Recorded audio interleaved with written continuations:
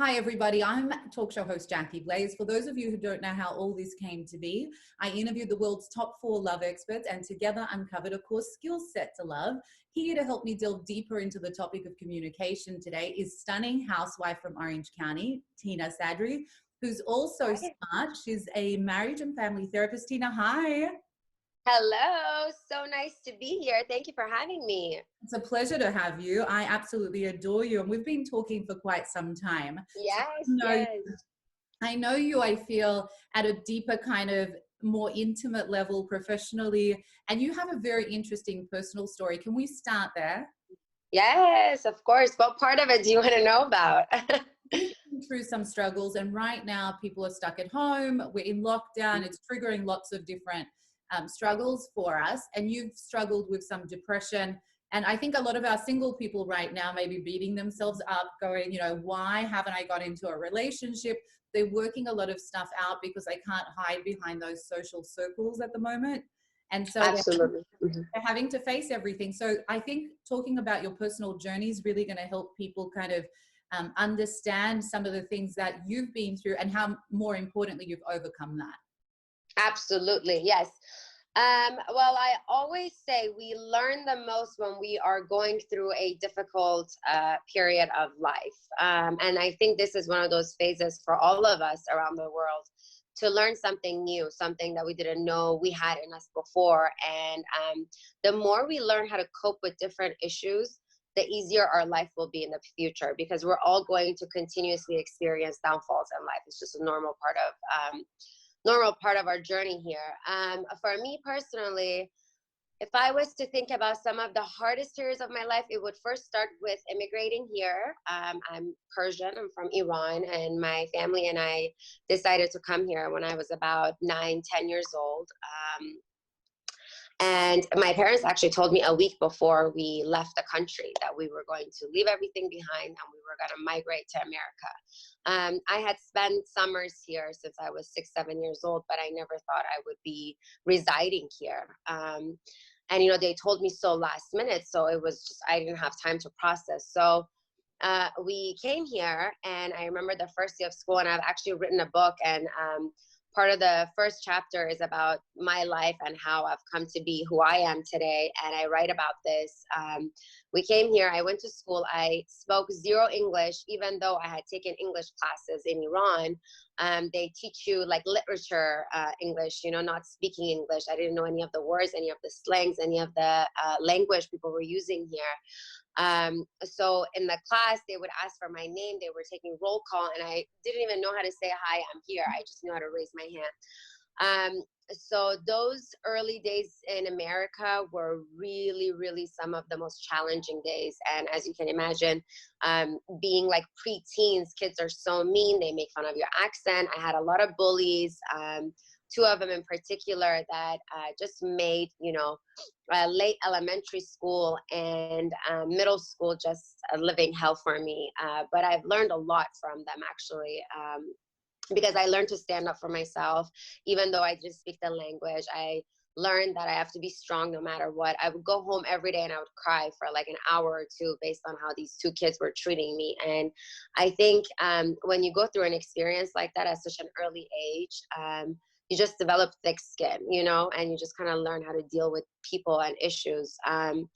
I think another part of difficulty in my life growing up was that my father was always very ill. He had a heart attack when he was 40 years old, and has had about, I think, I don't even want to mention the number because he hates hearing it if he was to hear this, but several surgeries, eye surgery, he almost went blind, 3, 4 heart surgeries, 3, 4 back surgeries. He just many different health complications. So I essentially grew up with a really sick dad, which meant that my mom would have to work 2, 3 different jobs because she had to kind of carry the finances of the family. So I was pretty much raised by myself and my sister, my older sister, that I always talk about. She's 5 years older than me, but she really treated me like she was my mom. She like made food for us. She would do my homework for me. When she finally learned how to drive, she was my driver back and forth to school. So I was kind of raised, by a really, really hands-on mom in Iran. And then abruptly, when we came here, she had to go to work, and I had to kind of be raised by my sister. So just a lot of, when I look back, just a lot of feeling lonely and just feeling abnormal and feeling like I didn't fit in here. Um, lack of language, just many, many issues in the beginning start of my life. But then I eventually went to high school. I learned the language, and I gained a lot of really wonderful friends throughout my high school years that I'm still like best friends with to this day. So high school here was really an essential part of my upbringing that I will always cherish. And of course, one more thing I want to mention, and that's for people from all different countries that moved to America or a different country that they weren't raised in, is, the culture shock. I mean, like culturally, you just find yourself not belonging. So there was also a lot of that. But anyways, I think I rise above all of that, and I found the love of my life, my husband, who happened to be my brother-in-law, who, and for those of you wondering, like, what does that mean exactly? We're two sisters married to two brothers. My sister and his older brother, they're both older, they got married first. They kind of met in the family, and the family kind of help their relationship move along and all of that. So it was more of like I don't want to say arranged marriage, but it was more in the family setting. And ours was kind of the complete opposite. We met at their engagement party, but I was very young. I was 14 years old. So of course we didn't have anything to do with each other. 4 years later, I went to visit my sister in Las Vegas, and he came to surprise his brother. So essentially we ended up in the same place accidentally. And first I was totally bummed. 4 days later in Vegas, we were leaving, and on the flight home, my sister said, because she was coming to Orange County with me, she said, "I've never seen you so quiet," because as you can tell, I talk a lot. So she's like, "What is going on?" And immediately she knew. She was like, "You are like in love with," his name is Ehsan. Here they call him Ethan. "You must be in love with Ehsan." And I was like, no, no, no, no, no, that's crazy. Because of course I didn't want to admit it at that point. But fast forward 3 years later, we decided that we wanted to get married. And at this point I was 17. I was super young, but I fell in love with him, and I couldn't imagine not being with him. So even though I was really young, I kept telling myself that an opportunity of being with someone that you're in love with will probably never present itself like this again. So just take it. So I feel like I took a leap of faith, and I took it even though I was very young. His parents, his family were really against it, because they said, and as it was logical, what they were saying is that I'm much younger, he's much older. We have 13 and a half years of age difference. And also, he was so educated. And at this point, I mean, when we first started dating, I was 17. So at this point, I was just starting to finish high school, and eventually I wanted to go to UCI. But I mean, it was taking some time for me to graduate high school even. So then I eventually went to UCI, but still they said, in comparison to you, she's so much younger. Everything is just so much newer for her. And also, two sisters being married to two brothers, they were worried that we would have a lot of, issues. And if they had an issue, it would seep into our relationship, and vice versa. So they were really against it. And my husband and I basically went against the entire family, whom actually at one point said, "We might disown you guys if you decide to go for this." And we still went for it anyway. So we are now 14 years. We've been married, thank God. And knock on wood, we are as happy as we ever were. We've had, of course, our difficulties along the way. You had asked me, in your relationship, I think one of the biggest problems for me to overcome was having an age difference, and me wanting to push myself to be at his level, especially because of the family dynamics and what I had heard. She's not educated enough, and she's not mature enough, and this and that. As you can imagine, I tried to pull myself to his status, right? And I was so young. So I put so much pressure on myself to go through school as fast as possible and get my degree as fast as possible, and just to grow up. you know, just to grow up so much faster than I really was probably meant to. And also there's a side of me that I'm like a free spirit. Like I just want to enjoy and let loose and have a good time. And that didn't go very well with this life I had planned for myself to keep up with my husband, who I forgot to mention is a board certified ophthalmologist, has, you know, written so many research articles and gives speeches all around the world to other ophthalmologists, other physicians. So really to keep up with him was to keep up with somebody that I had tremendous amount of respect for and I looked up to so much. So it wasn't like I was trying to keep up with somebody that was easy to keep up with. You know what I mean? It was hard to keep up with him. And also in different aspects as well, not just in education, like in cooking and housekeeping and all of that, I really went from a house where my mom did everything, and you know, the Middle Eastern way of doing things is, honey, no, don't do anything, we'll do it, you can just study, focus on your studies, don't touch this, don't touch that. Iranians are very much like that. They try to protect their kids so that their kids can really just focus on studying, because studying is really a core of our culture. That's how they measure success, right, in my culture. So I had gone from, you know, my house, being raised like a princess, to my husband's house, and now I had to learn how to cook and clean. And you know, I remember I didn't even know how to make like Persian tea, and that's like one of the simplest things you can do. So I was pretty bad. And I remember his parents visiting, and I would get so nervous because I thought, my God, they already did not approve of me. And, you know, here I am, and they're right. And it was almost like a confirmation of, they are 100% right. This girl doesn't know how to do anything. She doesn't know how to even make tea. She doesn't know how to cook. So I remember my friends and I, and at this point, I'm like 20 years old, going to UCI, and my friends and I would go to UCI. I would like stress over studying, and then I would rush to Wholesome Choice, which is the Persian market. I would get the Persian food, and I would run home, and I would put it in the pots and make it look like it was homemade, because I was so embarrassed in front of his parents to say, not in front of him, but in front of his parents to say, I don't know how to cook. So there was a lot of pressure building up. And I remember last year of UCI, I was sitting in one of my, I want to say it was like a chemistry or biology class. I remember it was a difficult class, and I was having a hard time understanding, and I couldn't catch my breath. I felt like I had chest pain. I felt like my hands were sweating. I was sweating. I was getting really heated, really hot.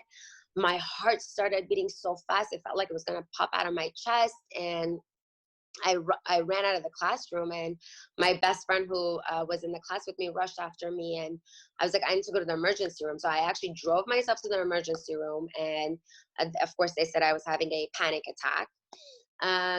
And my panic attacks kind of started there. That year, and you know, unfortunately with panic attacks, what happens is that you actually go in a panic mode about having a panic attack. So you keep experiencing mild symptoms, but in your head, they grow into bigger and bigger symptoms because you're so afraid of going to that one place that you went to before.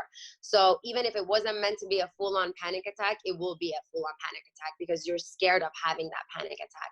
It actually causes agoraphobia, which is you're scared of leaving your house for a lot of people, panic attacks. So, and that's the fear that they're scared that they're going to develop these symptoms again and have a panic attack in public. Anyway, so that year I had plenty of those. And, you know, I didn't really know what was happening, but it was kind of like an up and down cycle of these worrisome episodes and these excessive thoughts and thinking. So I started seeing a therapist, and she helped, but you know, with just like anything else, with anxiety, if you really don't treat it well, it can get out of control. It's one of those things you just really need to put a damp on it and control it before it kind of takes over you. So that's kind of was like the early journey of my anxiety. I never experienced depression until I had my second baby, Sienna. But so much more goes into it because I think when you just kind of say, oh, I had this extreme like episode of depression, people think, oh, how did that just come about? But if you were to do an analysis and study this person, you know, a longitudinal research and study this person who is now presenting these symptoms, you will see probably that they've had a history of it, and something has happened that has kind of unleashed this extreme depression, so to speak, like the extreme symptoms. So for me, after the panic attacks, I had my first daughter, Sophia, but I was really young. I was 24. So again, I felt those, you know, the same kind of feelings I did when I was at UCI. I felt the pressure. I felt, you know, I was just finishing graduate school. So, and I had 3,000 hours of clinical rotations to do. And here I was having a baby at 24, and my friends were getting ready to head out to the club, you know? Yeah. So yeah, so it was just a lot for me to handle. So I think my anxiety kind of, you know, probably got even stronger at that point, and stronger and stronger. And I constantly felt like I wasn't good enough because I was so young, being a mom. And I would look around me and I would see, you know, older moms, even my sister who had her first daughter when she was 28. So in my mind, she was older, right? She was 4 years older than me when she had her first daughter. I would look at her or others around me that were older, and I felt bad for my daughter, thinking, my God, like they have more mature moms. They have moms that don't feel like, you know, they wish they could be at a club, or they wish they could be finishing their hours faster. Or I just always had this feeling like I was missing out Like you in did my youth. Yes, yes. Like I outside. couldn't fully. Exactly. Like I couldn't fully handle this situation, but I couldn't handle this one either. Like I was kind of like playing in this limbo phase, and not being able to fully enjoy myself, and not giving back to my daughter, and enough to my daughter. Was it your perfectionism in you that was driving that as well? Um, Or do you think it was more could your have been. It could have been. But I think I had some valid questions. For example, I remember if I was home on a Friday or Saturday night at that point with my first one, I felt like it was really bad.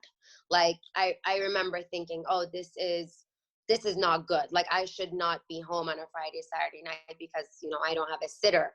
But when I look back, I mean, I was 24 years old, you know, and my friends were all out. Maybe not every Friday and Saturday night is not a normal thing, but it is normal to go out, right? So I did have some valid thoughts, and I wanted to be part of the norm. Like as long as I remember, since I came from Iran to America, I wanted to be part of the norm. Like that's always been my thing. And my husband always tells me that. He always says, you know, it was such a big deal for you to be normal, you know?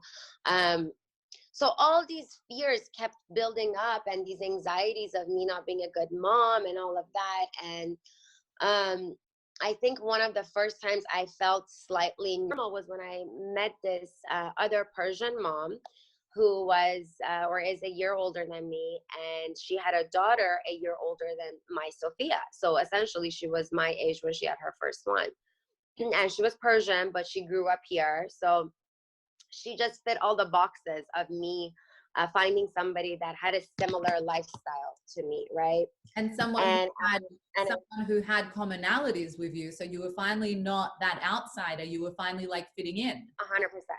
Yeah, 100%. And I just remember thinking, I actually remember calling my sister, calling my husband, and telling him about her. I have a girl crush. Yes.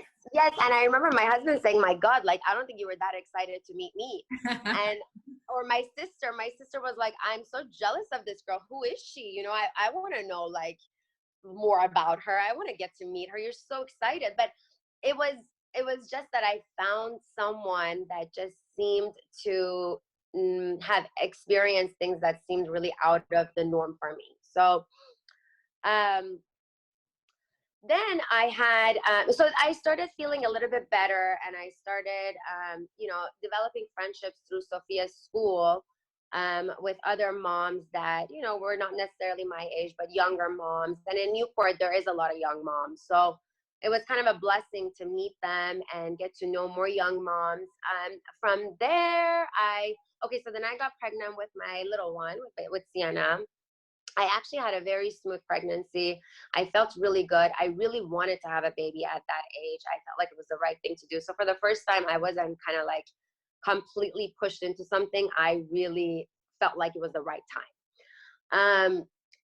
And just to clarify, everything I did wanting to do it. I never felt like somebody else was pushing me into it, but I always did it knowing that it's not the right time, but that it's the right time for me, right, in my life.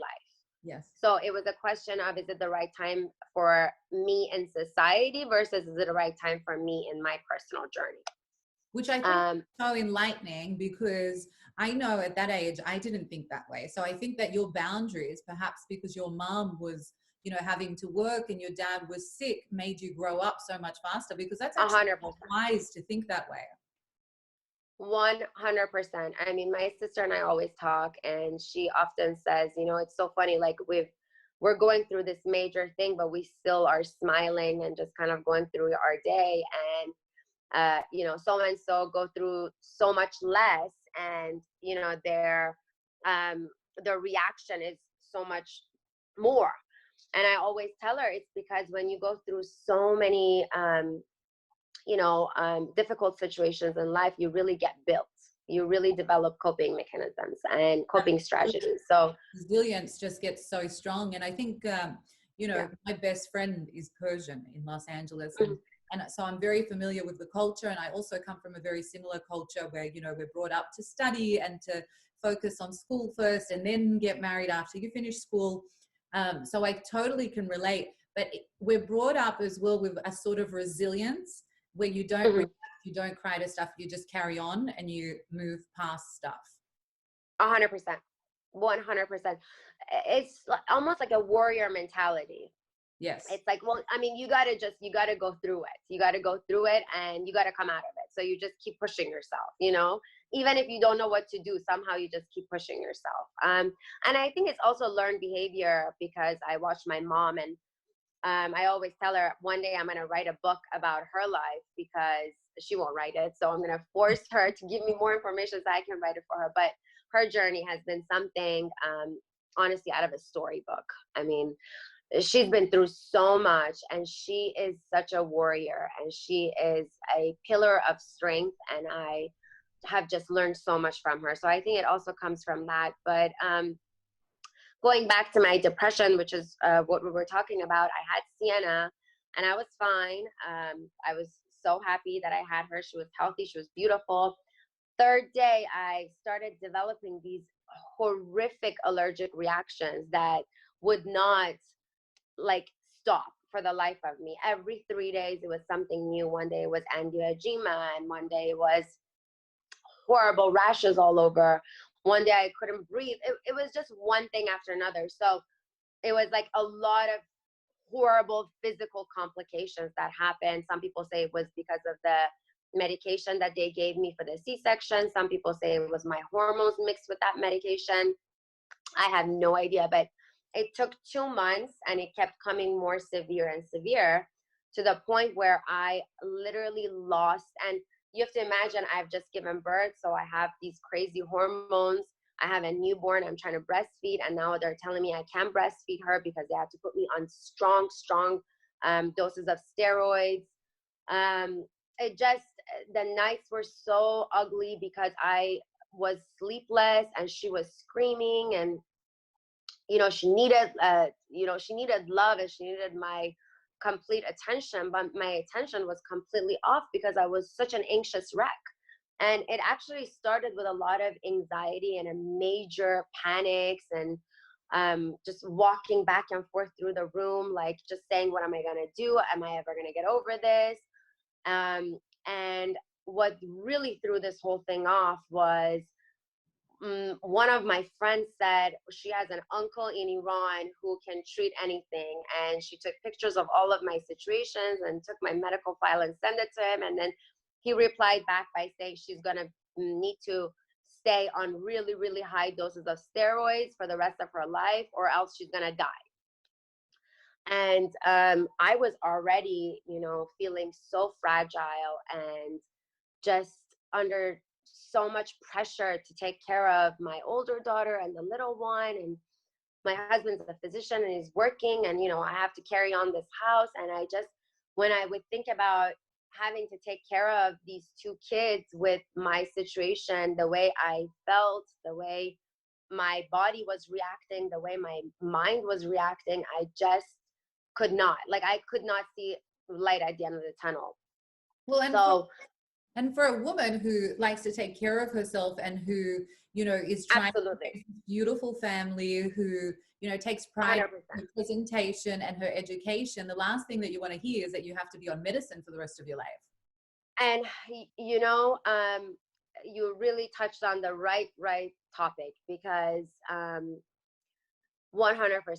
It made me feel, I remember looking back at my photos, even the photos that at the time that they were taken, I didn't feel good about, right? Like, let's say I was like, you know, pregnant with the first one, I gained 70 pounds. Like, I remember even looking at those thinking, my God, like, I was normal. And now I am abnormal. And I am going to continue being abnormal until I die. And I have to be on these crazy pills. And by the way, there's something called psychosis due to steroids, because steroids really work on the brain and they change the chemistry of the brain. And in high doses, you can literally have psychotic episodes. And because I was a therapist, and because I was very in tune with my mind and my body, like I've just always been very aware of my emotions, I knew that I was experiencing a level of anxiety that was abnormal. Like I did not know what to do with it. And I even knew it's not something that I can deal with. Like I knew it's beyond me at this point, right? So knowing that, and knowing I had to be on these pills that could cause me to lose my mind even further and create more anxiety for me, it was driving me crazy. Like I couldn't even fathom that thought. So hearing this person say, oh, my uncle from Iran, da, da, da, da, I just remember I heard that. And it was interesting because she said this, and then she had gifts for my kids. And we were like driving to the preschool, and I was on the phone, and she was telling me this, and she was getting out of her car, and I was getting out of, I was like sitting in my car, honestly, was not planning on getting out because I had just heard this and I didn't know what to do. And you know, when you're so fragile, you'll believe anything anyone tells you, you know, like. Yes. And you also had the anxiety, which was like, you know, causing you to always continuously think about your future and your past. And then you've got the depression, which is intensifying it, making you compare yourself to absolutely everybody and telling you how horrible it is. Exactly. You're so good. You need to be a therapist. I'm telling you. You're so good. Yes, 100%. That's what happened. So then she had these gifts for my kids. And I remember, like, I couldn't even bring down the window because I was crying. And I was just, honestly, I just felt so much pressure thinking, what, like, to be honest with you, at that point, I wasn't even thinking about myself. I was thinking about my husband, who's going to be left with these kids, and a wife who's going to be mentally insane, and, you know, who's going to not be physically normal, not be mentally normal. I mean, anything you can think of that could cross somebody's mind that would not be positive just went through my head at that moment. And I didn't bring down the window, and I said, no, I'll just take the gifts later. And then she was like, just take the gifts. Like, she really wanted to give me these gifts. And I rolled down the window, and I didn't say thank you. And then later she said, I can't believe you didn't say thank you. And I remember at that point I had recovered. And I remember thinking, thank God I've recovered. Because if I was in that state, and at that moment she would say that to me, I probably would have punched her in the face, you know? Because what is it? Understandably so. Yeah. Yeah, because I wasn't in the right state of mind. I mean, I couldn't even, I mean, a gift at that moment to me was like, who cares if I'm not going to be a mom? Who cares if I have a birthday gift for them from somebody else, you know? Yes. That's what was going through my head. So, so I got really lucky, and the same girl that I told you I met and was very similar to me, and I was very excited to meet her. She had a brother-in-law that I had met a couple of times in Orange County, who was a triple boarded psychiatrist and just a regular internist, and he had some other specialty. I think he was a throat specialist, an ENT. So he was triple boarded and very educated and an extremely kind, nice person. He called me and I picked up thinking it was my lab results because I kept taking these blood tests that they were making me take. And it was him, and he said, you know, I'm a psychiatrist and I'm calling you because I need to tell you something. And I said, okay, sure, what is it? And he said, what you're having is not going to last. And what you're experiencing mentally and physically is all because your hormones are completely out of whack in combination with steroids and so many different medications that you've been on. They are all kind of creating this perfect storm, both mentally and physically. And I know how to treat it. And at that point, nobody had said that to me. Everybody was saying, we don't know, like, you need to go to, like, you know, UCSF or UC Irvine, and you need to be like a case study and da da da da. And I just remember thinking, oh, well, I'm not going to believe him. Like, he does, how is he doesn't know the depth of the issue. And I said, well, you don't know because it's so bad and da da da. And he said, no, I do know. I do know. I am going to ask you to send me your blood results and this and that, but I've heard a lot about your case and I can help you. Anyways, long story short, he literally spoke to me every day, at least for an hour.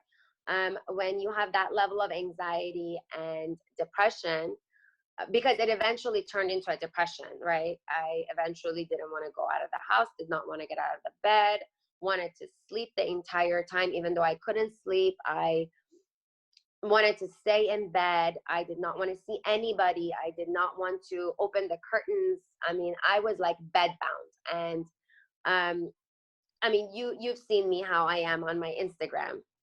Gorgeous. Can you imagine some? Absolutely Yeah. gorgeous and stunning and just always positive and super Oh, kind. you're so sweet. And very active, right? I'm very active. And I've always been like that. I've just always been like, like I just go like in circles. I couldn't imagine you shutting the blinds and staying in bed. I just couldn't. I did. And you know what? It was one of the lowest points in my relationship with my husband. You had asked me about my issues with him because he, and now we talk about it, you know, because now we can, because it's not as scary now.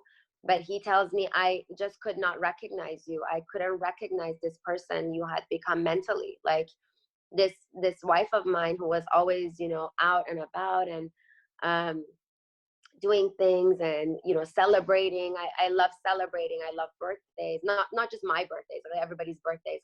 I love to celebrate life. And he was just like, you know, you were so quiet and you just went from one person and to the complete opposite. I did not recognize any part of you. So he, at that point, after I would say like 6 weeks, I feel like he was just like, I have no idea what to do with her and I'm at a loss.